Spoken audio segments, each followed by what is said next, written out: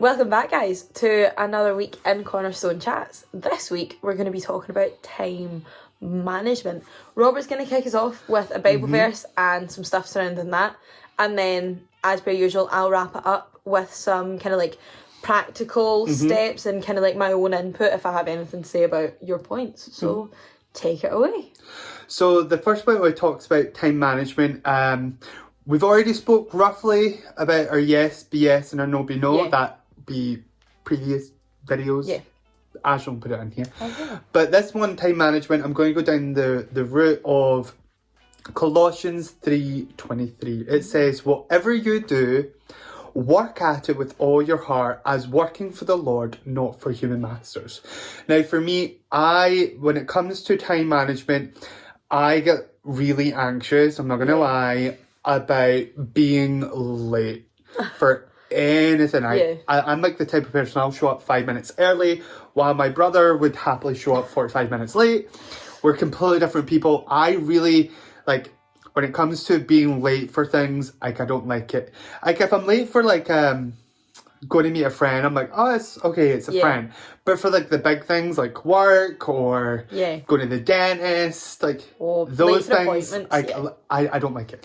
But for me, the mentality is always my work ethic when it comes to time management. I've disciplined myself maybe to the other extreme where I'm like, there's not enough room for like a wee bit of lateness. I am working on that.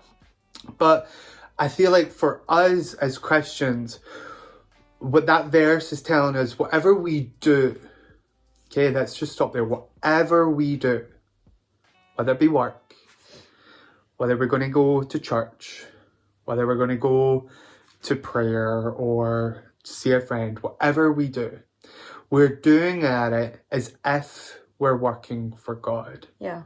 So for me, the discipline behind that is, okay, God wouldn't show up so late. Yeah. And if we're late, he would apologize for being late. Like that's in my head. I'm like, okay, so I'm not going to show up to things late. I'm going to do the best that I can with my time. So my time will be spent wisely, using it correctly, going, okay, I need to get X, Y, and Z done. So I'm not going to go for coffee and then have a wee chit chat with friends. I'll get that job done. So when it comes to time management, you have to be really disciplined with yourself so that you go, okay, I will schedule time to do this here and I'll commit my time to that. Yeah.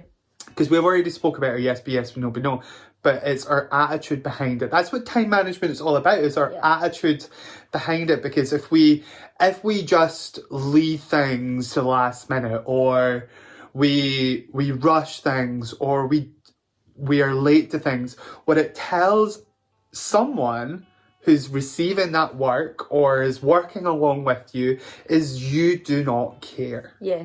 That's the way I perceive it. I don't know if you, but if someone is working with me and they give me something last minute, I'm like, oh, like they didn't really care about this. Or if they show up late to something and they're like, like that tells me they don't really care.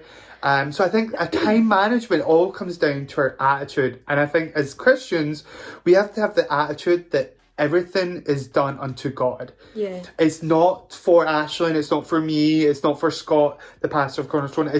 We're not going out our way to please that person. If they're pleased by our work that we're done, that's a side benefit. That's a bonus, yeah. But we are doing things unto God. Yeah. And I think that's the attitude that I go into doing everything, that I'm like, I'm doing this for God. So I'm going to give my best effort, my time to it. Yeah. So it's not half-hearted, it's not rushed, and it's not this piece of work that I'm not really proud of. Yeah. So that's for me, time management, that I give everything to God with the attitude that it is for God. Yeah. I think my points aren't particularly different to that. I think I just have a different way of looking at it. So I've done the whole worked and been at college. I then went straight from the pandemic into working full time while also stepping up to teach on a Friday night. Like I've done the whole being so many too busy. Plates. Yeah, I'm not going to say that I've done it all, because I've never been a parent. I've never had a family, but I've done being busy, and I still do regularly, even though we're working on it, forget things, be late to things, all of these things that we've been talking about. So before we even set off on what I want to talk about is being late once every so often isn't a problem. Just be apologetic. Have an attitude of caring. That's what Robert was saying. Yeah, I think that's it, because there's rooms for being late, like car broke down. There's things like that. But it's the don't make it a habit. The habit of it. Don't make a habit of being late. Don't make a habit of doing things at the last minute. Don't make a habit of procrastination. Don't make a habit of being unprepared. Don't make any of these things part of your daily life. Once in a blue moon, that's fine. But that's obviously all covered in our let our no be no and our yes be yes. Yeah. And my system that I've built up for this is more or less the exact same. Have something where you put everything. That is the best way that I can have it. So right now I'm using Google Calendar for the first time. This is my first week, so it's going all right so far. But have your work calendar synced to your personal calendar. Do all of these things. There's so many different ways that you can make sure that you're setting aside your time. So do that for general life. Do that for your responsibilities. Do that for your job, for your school, for your homework. Plan out all of these things. But then what you might be feeling left with is the excuse, oh, but I've got no time for God. Oh, you know what? I'm going to the gym and then I'm going to work and then I have to choose a club after work. And then by the time I get home at 7 o'clock, I need to have dinner, go for a shower and go to bed. Because that's what my Tuesday looks like. And I know that other people have other things. And it is hard and it is difficult, and that's why it's called a discipline. You have to, if it gets to that, you have to schedule God in. I have my Bible study as an hour in the morning on my Google Calendar, because that's what I have to do. I have to schedule them in. And if in all seriousness I don't have time in the morning, I take a half hour in the car.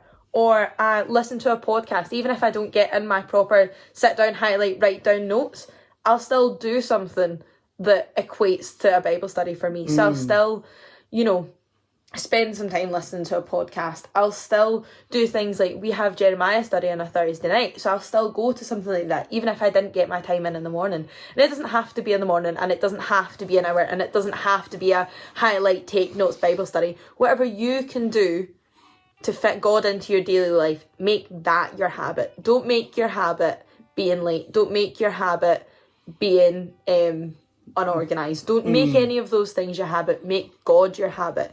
And if you have to schedule them into your Google Calendar, if you have to schedule them into your daily planner, then that's just what you have to do. Because we're talking practical steps here. So it's fine to say, just fit them in, just be disciplined. And sometimes that's enough for people, and sometimes it's not enough for people.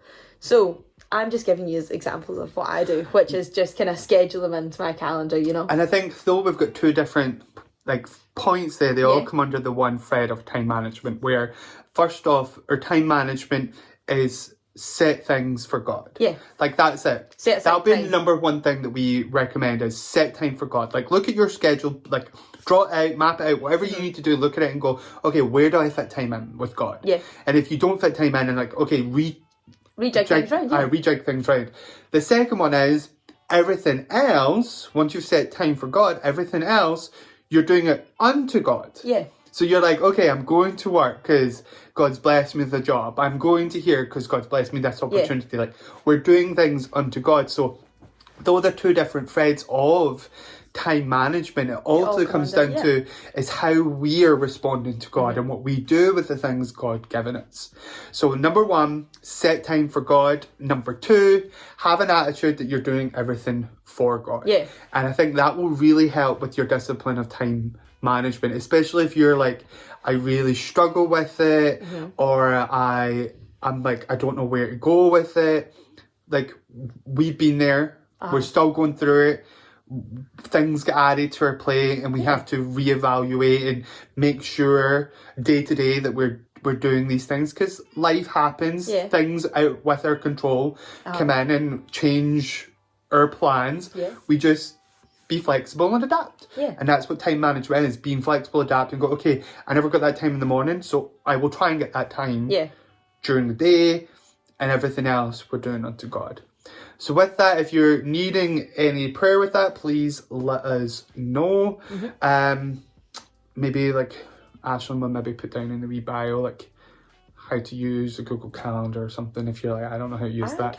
I'm like the older generation now, so I'm like, I don't get things. I only started yesterday, so I might not be the best person, but if I can, I'll find someone that is. Or like just find what works for you. So with that, we are praying for you. We love you. God loves you even more. So remember that God loves you, and make good choices. Yeah.